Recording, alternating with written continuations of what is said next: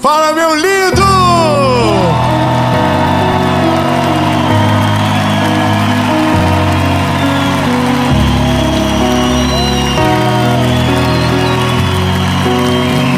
Fala, minha linda! Meu Deus! Que coisa linda! Glórias ao nome de Jesus! Maravilhoso! Dono de tudo, perfeito em tudo que faz. Eu tenho uma palavra de Jesus para você, meu lindo. E essa palavra eu tenho certeza que vai ativar algo muito poderoso dentro de você. E que no nome de Jesus,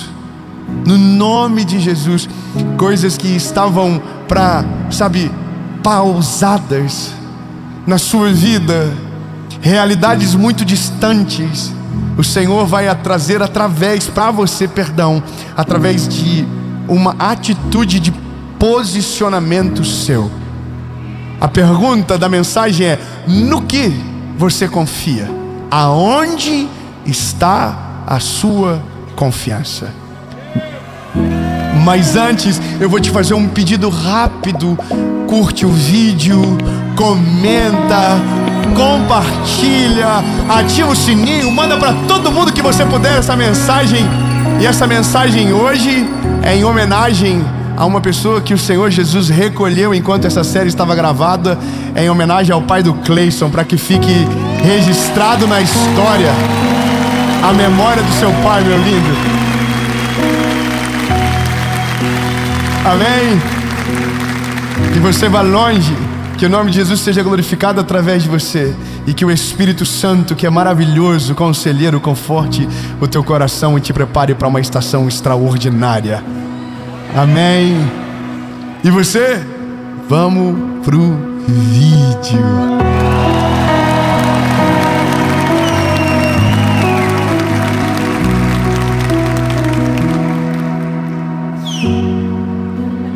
Segundo livro dos Reis, capítulo de número 18, versículo de número 19.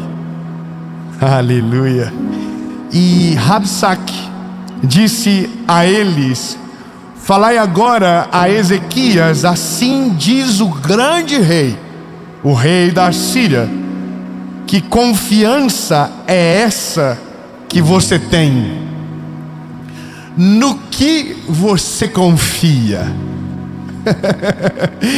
Aleluia. Fala para quem está perto de você. Vai chegar um dia que os teus adversários vão ficar desacreditados, que mesmo enquanto tudo está dando errado, você segue olhando para Jesus, confiando nele.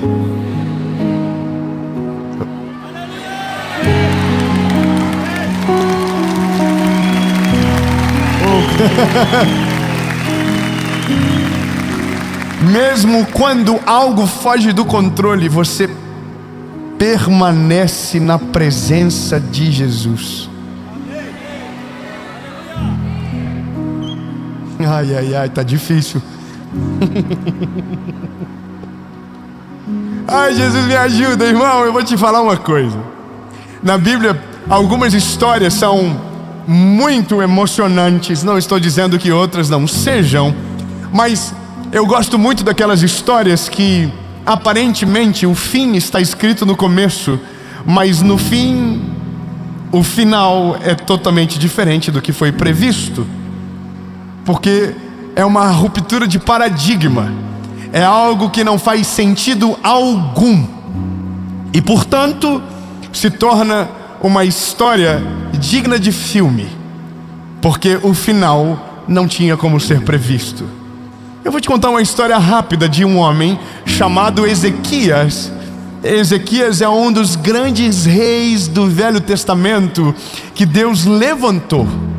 Quando você lê a história dos reis que passaram no Velho Testamento, você vai ver que existem algumas diferenças, ou talvez uma principal.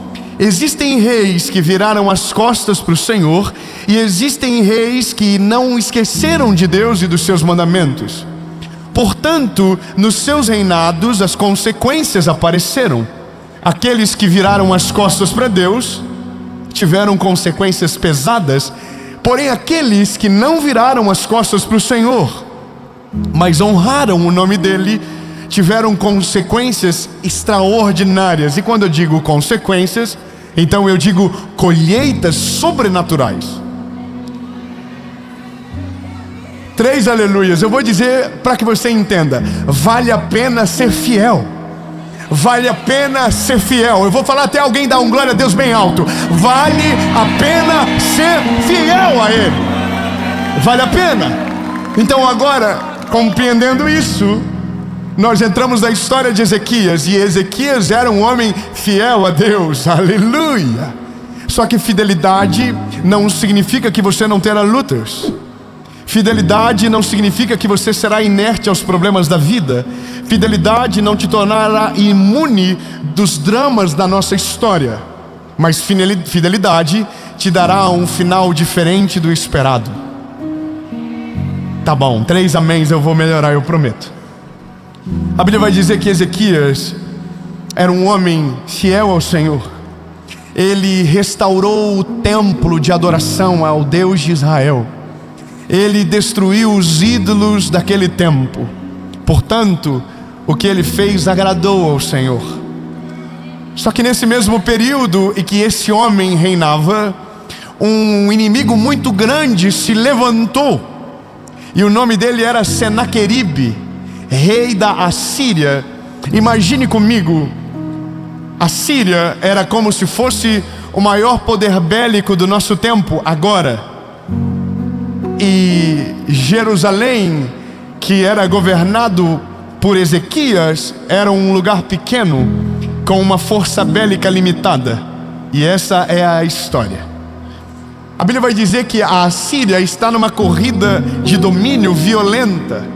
E então ele começa a atacar todos os lugares ao entorno de Jerusalém. Judá é sitiada, Laquis é sitiada. Portanto, ainda uma cidade está de pé. Qual é a cidade? A cidade a qual Ezequias reina.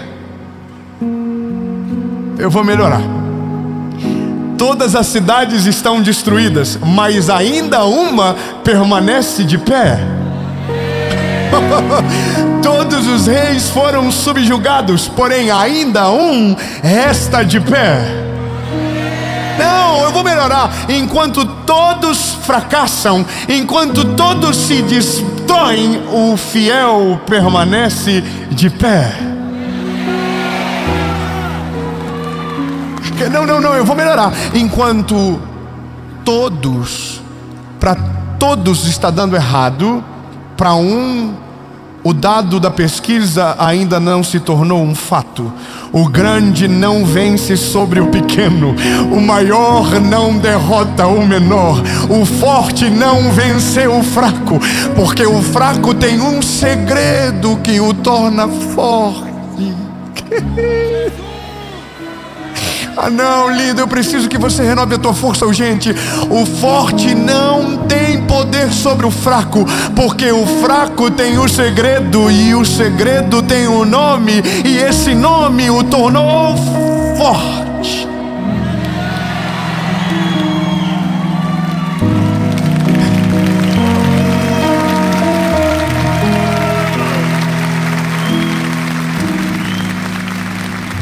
Só que loucura tem limite.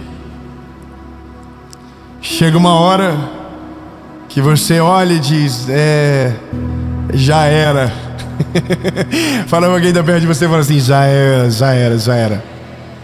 Tem hora que não dá mais para acreditar não. Tem hora que vai ficando difícil. Você vai olhando e vai assim: ai, tá chegando. E aí a gente fica desesperado. Só que aí a Bíblia conta a história de Ezequias e é maravilhoso. Você imagina, você está aqui, os teus inimigos estão em volta, e de repente chega um homem chamado Rabsaque dizendo: ei, rendam-se.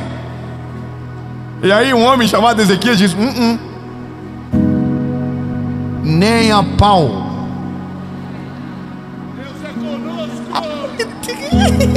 Não, irmão, pelo amor de Deus, tá todo mundo dizendo assim: não vai dar certo, desiste dessa varada, você vai ser destruído pela estatística, não vai rolar pra você. Aí um se levanta e diz: nós não vamos parar, nós não vamos desistir, nós não vamos abandonar o barco, nós não vamos correr na batalha, nós não vamos fugir da guerra, nós não vamos sucumbir, nós vamos permanecer de pé. Aí, só que aí, irmão, eu preciso que você entenda que quando a loucura é demais, quando a fé transcende a lógica, aí, irmão, o inimigo vai enviar os seus emissários para colocar uma pulga atrás da nossa orelha do tamanho de um elefante. Rabsaque é um enviado de Senaqueribe, e ele não é um enviado para matar Ezequias, ele é um enviado para arruinar a mente de Ezequias. O que a gente precisa entender que na maioria das vezes as nossas guerras não começam a ser derrotadas de fora para dentro, mas de dentro para fora. Ao invés de o inimigo atacar o enredo, ele ataca a nossa cabeça. E às vezes nós conseguimos perder uma guerra sem ter a certeza que ela estava derrotada, simplesmente porque a gente desiste antes de ver o fim dela. Bom, Ezequias é um homem fiel a Deus. Grave isso, o que ele é? Fiel a Deus. E ser fiel significa ser fiel quando o dia é bom e quando o dia é ruim. Amá-lo quando o vento é favorável, amá-lo quando o vento é contra. Honrá-lo quando tudo está dando certo, mas honrá-lo quando algumas coisas fogem do nosso controle. Honrá-lo quando a vida, mas honrá-lo no dia do luto. Não é fácil, mas os fiéis prevalecem nos dias de guerra. Esse homem, ele está sucumbindo ao medo de uma derrota humilhante por um exército numeroso. Quando esse homem chega, ele assusta Ezequias. Só que Ezequias é um homem fiel. Vamos até você entender. Esse homem atemoriza o coração de Ezequias. O que ele não sabe é que Ezequias não é igual Roboão, ou Jeroboão, perdão. Ele não é igual a Absalão. Ele é um homem fiel a Deus. Amém. Estou contente a partir de agora. Então esse homem, perante o caos, toma uma decisão. Pergunta: qual é? Então vamos de novo. Tudo que é ensaiado fica melhor. No meio do caos, no meio da guerra, no meio de uma morte iminente, Ezequias toma uma decisão. Procura o Deus de Israel.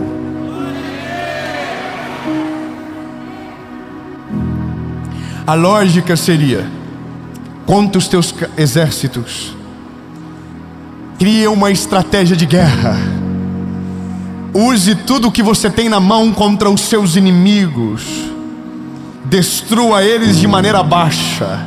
Se os teus inimigos são covardes, seja covarde na altura da covardia deles. Se utilize das mesmas estratégias do seu inimigo, faça pior de maneira surpreendente, porque é isso que a gente aprende na escola da guerra da vida. Ezequias entendeu que nada humano poderia ser suficiente. Então a Bíblia diz que ele clama ao Deus de Israel.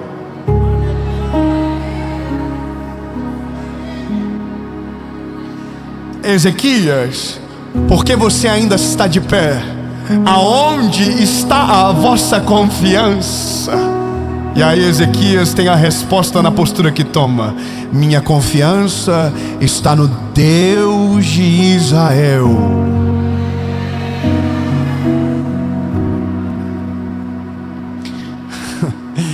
Então a Bíblia vai dizer que Rabsaque volta e traz uma carta, e de novo amedronta amedronta Ezequias.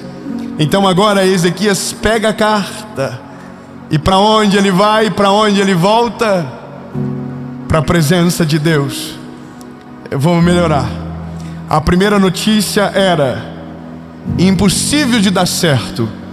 A segunda notícia era já era, deu tudo errado, não tem mais o que fazer. O nome disso é beco sem saída. O nome disso é não há mais o que fazer. Jogar a toalha é a melhor saída para se tomar. É nesse dia que nós olhamos para a nossa vida e dizemos: não tem mais o que fazer, Senhor. Os nossos inimigos são muito numerosos. O diagnóstico é contrário. Não há mais o que fazer. Deus, não há o que fazer. Não há. E alguém nesse dia diz: amaldiçoa esse Deus e morre.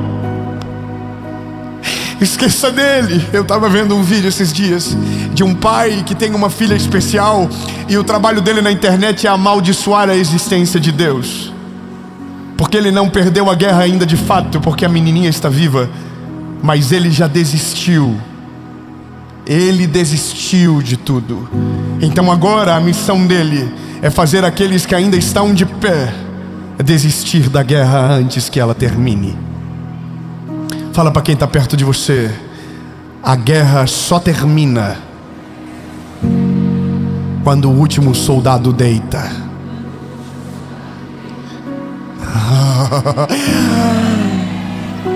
Ai, meu Deus do céu, da minha alma, vai ficar difícil agora, porque então está claro que a guerra é iminente e a derrota vai chegar. Então Ezequias volta para a presença de Deus, apresenta a carta que recebeu e Deus diz a Deus: Deus, já era.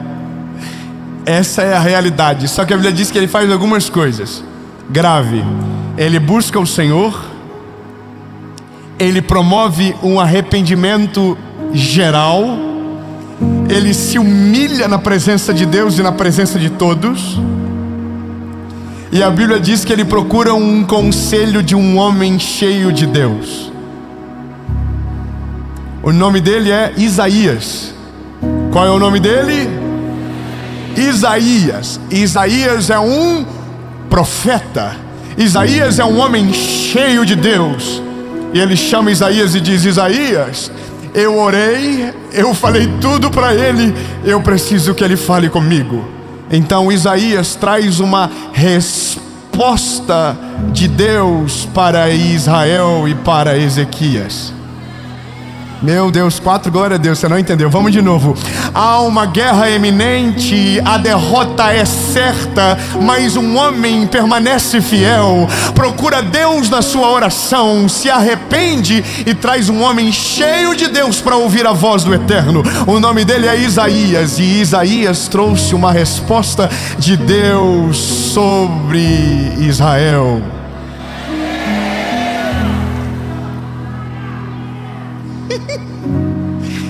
E aí Isaías diz: nenhuma flecha do inimigo será lançada contra Jerusalém. Não, você não entendeu. Ele não está dizendo vocês vão vencer a guerra lutando. Ele não está dizendo vocês serão atacados e eles não vão destruir você. Não, ele está dizendo: antes da guerra começar, ela será paralisada.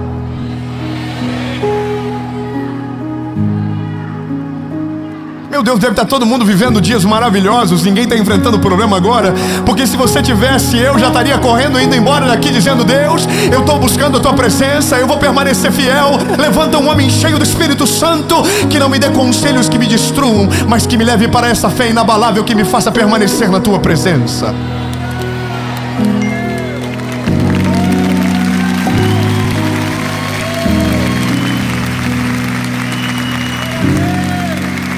Vou te contar um testemunho. Eu não filmei, eu não tirei foto, porque isso não pode ser marketing. E o que a Bíblia diz é que o que a mão direita faz, a esquerda não precisa saber. E como eu fiz com o meu recurso e não com o seu, eu não falei nada. Se fosse com o seu, eu prestaria conta. Mas como é com o meu, não precisa.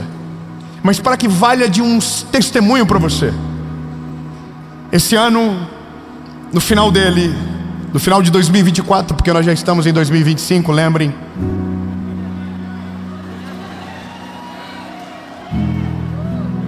Você tem noção que você está em 2024 ouvindo que os outros vão vir em 2025? Você já está aqui, você já está 3 meses na frente já, meu lindo.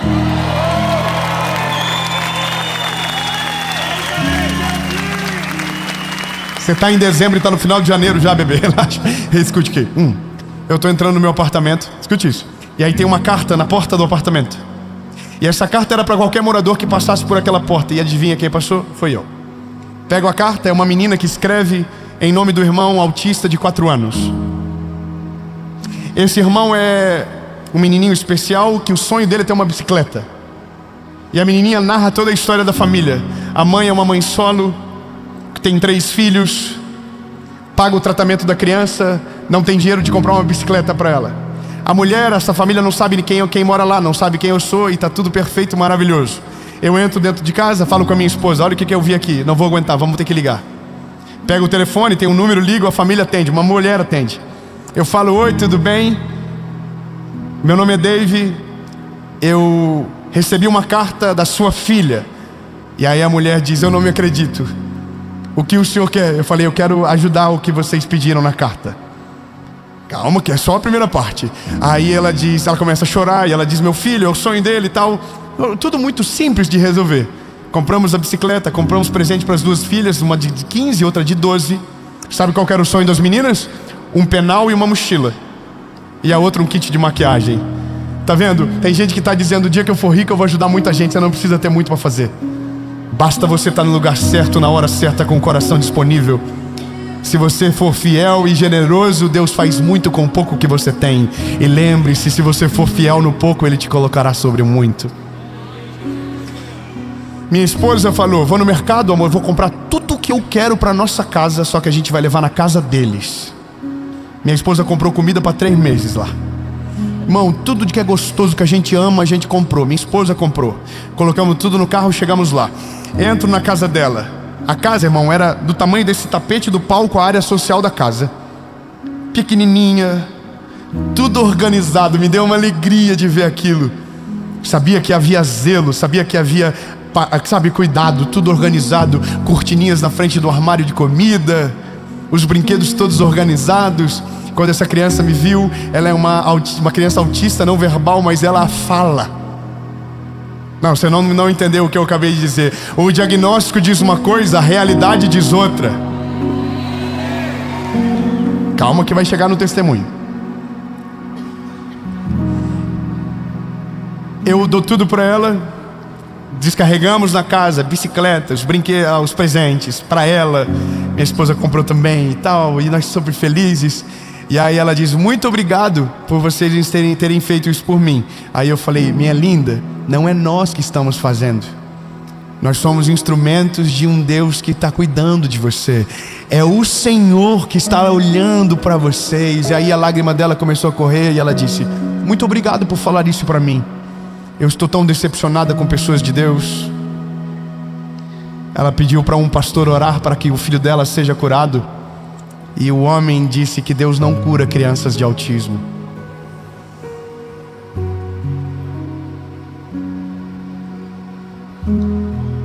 Eu não fui lá para levar comida, não. Deus podia usar qualquer outro. Eu não fui lá para levar uma bicicleta. Deus podia usar qualquer outro. Mas eu fui lá para dizer para ela que Deus é poderoso para curar qualquer enfermidade. Que não há diagnósticos que possam paralisar o poder de Deus, que não há nada que Ele não possa fazer, que não há absolutamente nada impossível para Deus, não há nada. Eu não sei o que você ouviu, eu não sei de que maneira o Evangelho foi apresentado para você, mas o Evangelho que eu creio, o Evangelho que está na palavra diz: porque para Deus nada é impossível. Então, meu lindo, esqueça todas as outras vozes e escute apenas essa: não há nada que Deus não possa fazer, não há milagre que Ele não possa operar, não há diagnóstico que Ele não possa reverter, não há absolutamente nada que tenha o poder de paralisar o poder de Deus sobre a sua vida. Se você dobrar os seus joelhos e com fé clamar aos céus, o Deus que você serve é poderoso para responder a tua oração, e Ele faz muito além do que nós podemos pensar ou imaginar.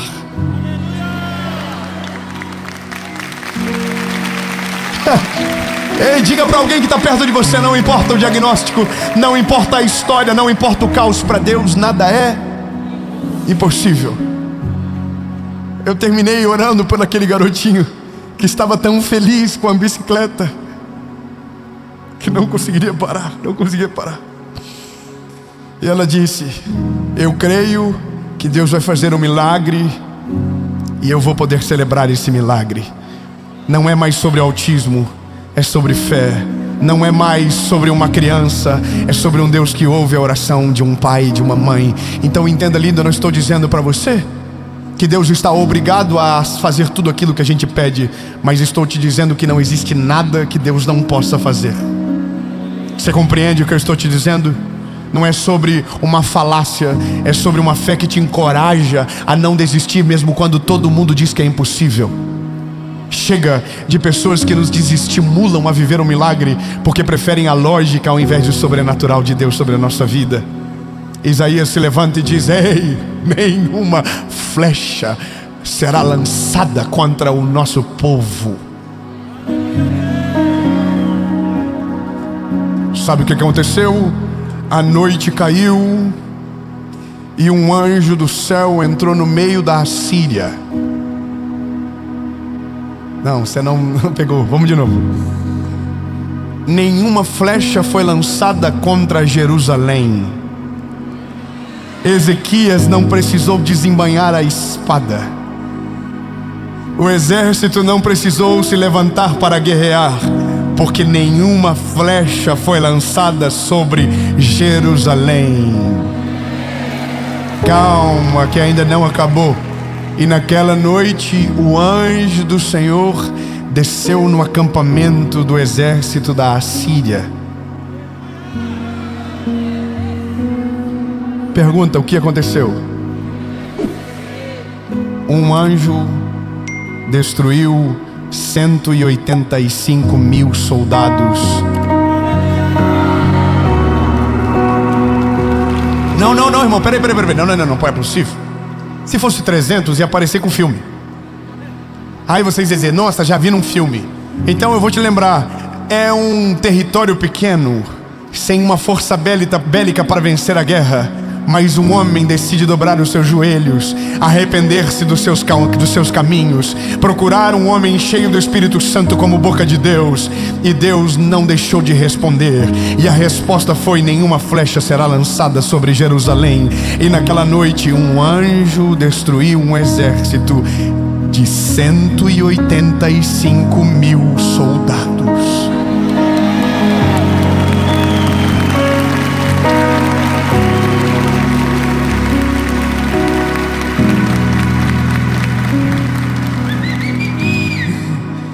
É que para quem confia, algumas guerras nem precisarão de espada.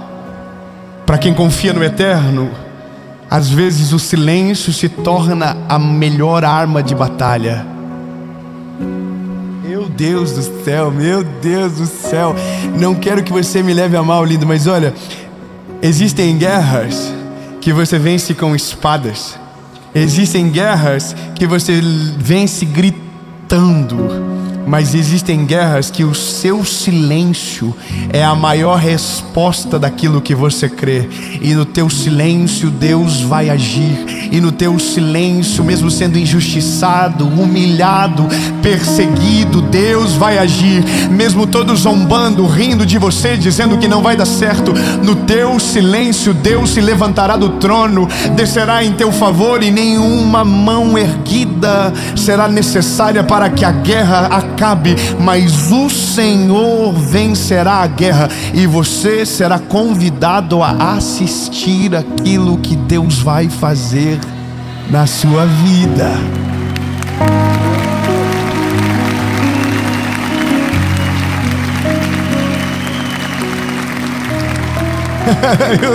Eu tenho uma palavra para acabar.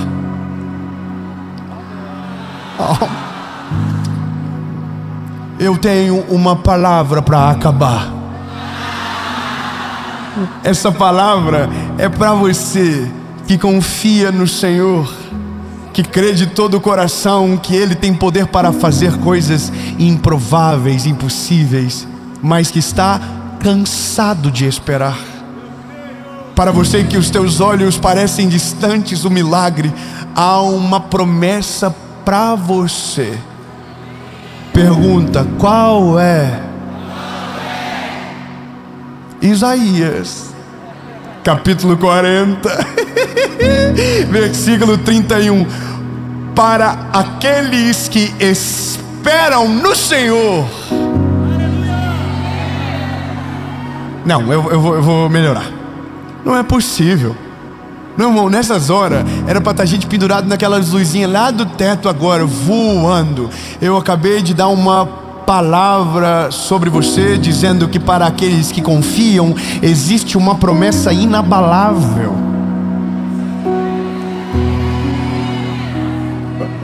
Então, aumenta a pressão, fala, aumenta a pressão. Aumenta a pressão, fala, você não vai celebrar, você vai voar da cadeira agora. Avisa, já avisa. Porque às vezes tem alguém cansado perto de você que nem tá falando mais nada contigo, mas fala, é pra você. Sacode ele, fala, é pra você, Deus vai falar com você agora.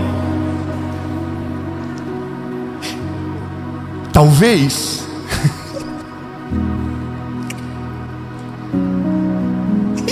tô animado. É lindo, talvez você confia no Senhor, talvez você espera nele, mas porque demorou muito para acontecer, você está cansado. Os conselhos errados estão dominando a tua volta, dizendo não vai dar, para de crer, desiste de orar, o milagre não vai chegar, ele não vai fazer. Mas se você crer, se você continua confiando, se você continua crendo, há uma promessa de Deus sobre você. Qual é a promessa? Pergunta qual é a promessa? Isaías capítulo 40, verso 31.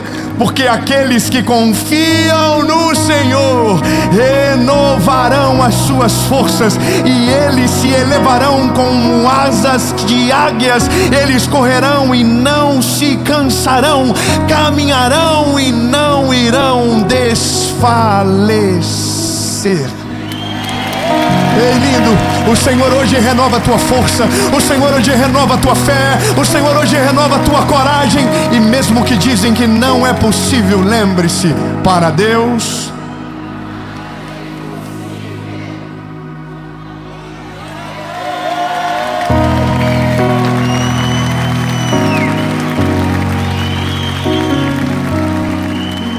e de repente estão dizendo que existem coisas que a gente não pode orar mais. E de repente estão dizendo que algumas enfermidades Deus não tem o poder de curar, que é melhor aceitarmos o diagnóstico e seguirmos em frente. Mas eu estou aqui, meu lindo, em 2025 para você, para dizer que o mesmo Deus que fez no Velho Testamento, no Novo Testamento, ainda faz no nosso tempo e na nossa geração. Aonde está a sua confiança? Vou perguntar de novo: aonde está a sua confiança? Então por ele se levante.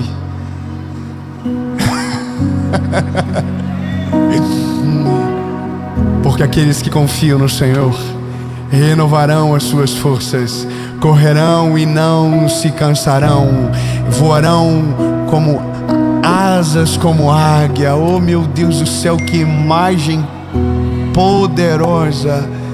Lindo, não importa absolutamente nada. Quem crê no Deus do impossível se move no mundo que não é lógico para aqueles que não creem. Até o dia que o impossível vire testemunho. E eu vou te falar, lindo, eu tenho 34 anos e eu já vi o impossível virar testemunho milhares de vezes.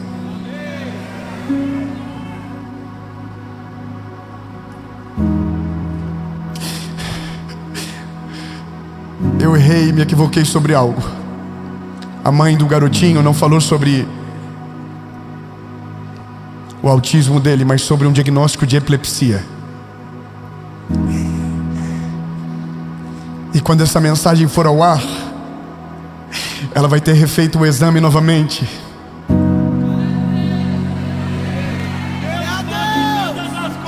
E eu quero declarar no nome de Jesus que quando essa mensagem for ao ar, uma mãe em Joinville terá um diagnóstico novo sobre o filho dela.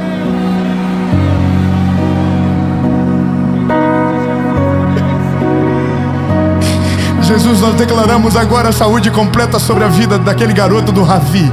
Jesus, nós oramos agora que nenhum diagnóstico terá o poder para paralisar a história desse menino, Jesus. Se disseram que ele não iria falar e agora ele está falando, eu quero declarar que a epilepsia não haverá mais e que o cérebro dele estará perfeito e que o teu nome será glorificado em nome de Jesus.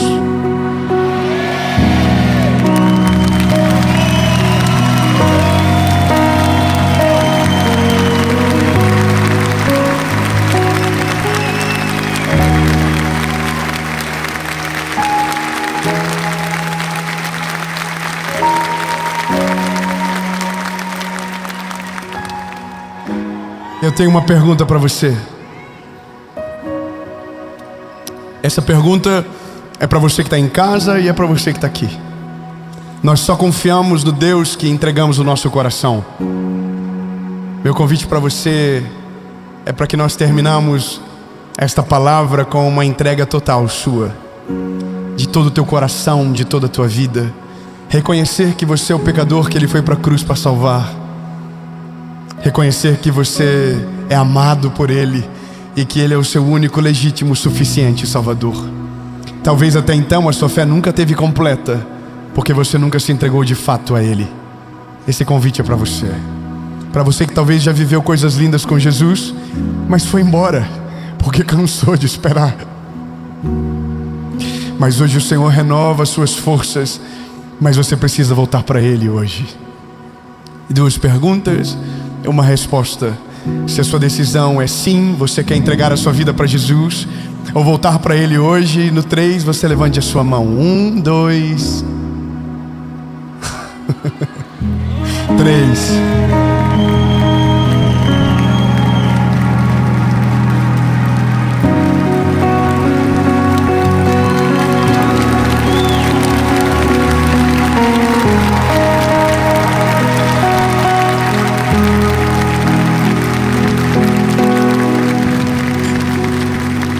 Você tomou a decisão na sua casa, onde você estiver, deixa nos comentários que você tomou essa decisão e nós vamos orar.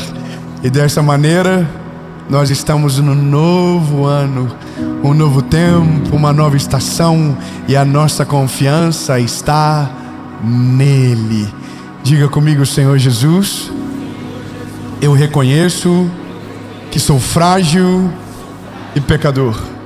Perdoa os meus pecados, apaga o meu passado, perdoa os meus pecados e escreve meu nome no livro da vida. Reconheço que Tu és o meu único, legítimo e suficiente Salvador. Nunca mais serei o mesmo.